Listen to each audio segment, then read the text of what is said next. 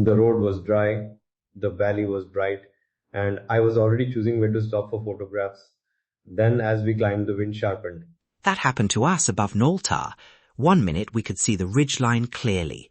The next, cloud rolled across the road, and the temperature dropped so quickly that I stopped enjoying the view and started checking whether our jackets were easy to reach. Did you turn round? We paused first, spoke to a local driver, and then turned back. Not dramatic, not heroic, just early enough that the return was easy. That is the skill we are talking about today. Reading the mountain sky before the mountain makes the decision for you. Alright. Whether you're driving towards a viewpoint, walking to a lake, or carrying a tent uphill, keep three choices in mind. Go, pause, or return. Not a complicated system. Just a way to stop a fixed itinerary from becoming the boss of you. And the first check starts before the forecast app. Look up. Is the cloud base sitting lower against the slope? Are dark patches moving towards your route? Can you see rain falling in a distant valley? A clear lower valley can be misleading. Near Naran, for example, you might leave in sunshine, while cloud is already gathering over a higher pass. The road may look inviting below, but elevation changes the conversation very quickly. Especially above the tree line. There is less shelter, the wind feels stronger, and a mild shower at the trailhead can become a cold, tiring problem higher up. Exactly.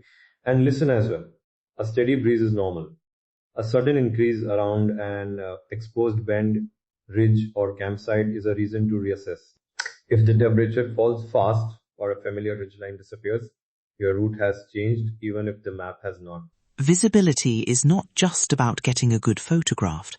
When cloud hides the next bend, you lose landmarks, distance, and time. On a trail, you may miss the safest line. In a vehicle, you may not see another car until it is much too close. Before starting, I do a quick three-part check. Forecast, road, and daylight? Yes, and local information. Check the current official forecast. Then ask someone who knows the route. How is the road after the next bridge? Is the higher section open? And does the cloud usually sit on that pass? A driver, guide, shopkeeper, or park official may know about a washout or closure that no general forecast can show. Also ask how long the trail takes in wet conditions.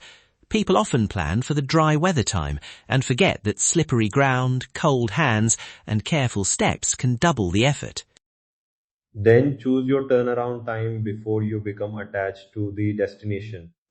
If the viewpoint is 40 minutes away, that does not mean you can spend 40 minutes getting there and simply hope the return sorts itself out. At camp, I watch the tent fabric before I watch the view. If the fly starts snapping, the pegs are lifting, or water is collecting underneath, I deal with that immediately.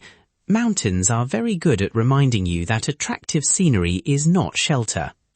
Ahan, but I want to push back slightly. We should not teach people to abandon a trip every time they feel one drop of rain. A brief shower can be manageable when the route is stable, visibility is good, shelter is close, and local advice supports continuing. I agree with that, but the single drop is rarely the real problem. It is rain plus fading light, rising water, stronger wind, slippery rock, or no safe place to wait. One clue tells you to watch. Several arriving together tell you to change the plan. That is the distinction. Pause when you can safely stop, reassess and communicate. Return when continuing would leave you exposed, rushed, or dependent on luck. And decide where that pause can happen before you need it. In a car, use a safe, legal stopping area well away from a blind bend. On foot, choose a sheltered point with a clear route back. Never improvise a campsite beside a stream simply because the ground looks flat. Keep phones, documents, route notes, and spare batteries in waterproof bags. Carry a warm layer even when the valley feels mild, and keep the rain shell where you can reach it, not under 3 bags and a heroic amount of luggage. Tell someone your route and expected return time too. If the signal disappears, your plan should not disappear with it. A written route, a charged torch, extra water and food for a delay are wonderfully unglamorous pieces of kit. Picture this. You are driving towards a trailhead near Naltar. The lower road is clear, but higher up the ridgeline vanishes.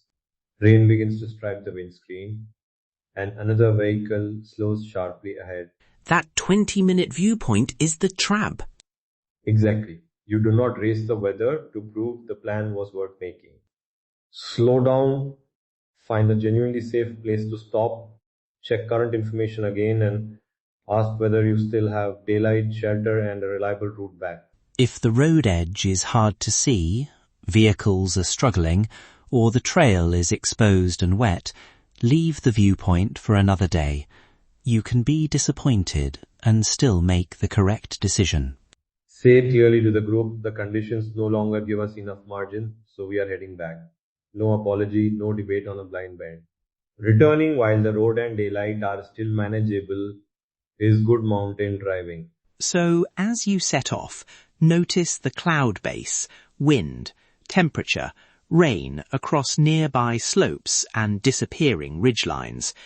Check those observations against the official forecast, local advice, route condition, and daylight. The landscape gives clues, but it does not replace reliable information. Go when the information agrees and you have the equipment. Pause when one important factor changes and you have a safe place to reassess. Return when the warnings stack up or the safe route back is becoming less certain. Northern Pakistan will still be here. A missed viewpoint is temporary. A rushed decision on a wet, exposed route can follow you for much longer. Visit the travel diary site to download the go, pause, or return weather checklist before your next mountain drive, hike, or camping trip. And subscribe for more traveling stories and practical guidance from the northern areas of Pakistan. Travel with curiosity. Pack for the change you cannot yet see. And when the sky tells you to pause, listen. Alright, subscribe before your next journey. Returning safely is not the end of the adventure. It is how you make sure there can be another one.